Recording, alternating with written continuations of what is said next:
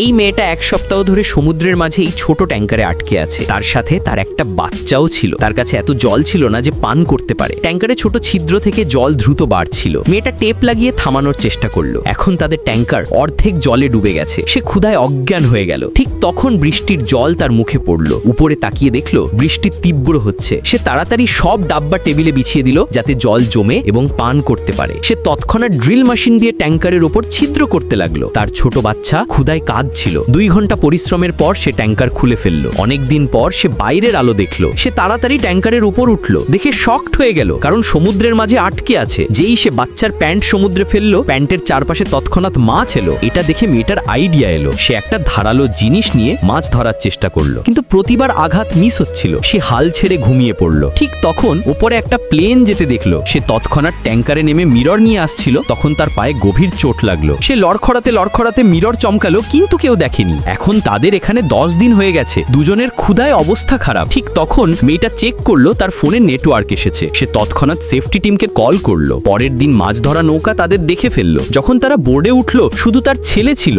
মহিলা নয়। সে একটা দড়ির সাহায্যে নিচে জলে ডুবে গিয়েছিল। তাকে তাড়াতাড়ি বের করে সচেতন করা হলো এবং তার প্রাণ বেঁচে গেল।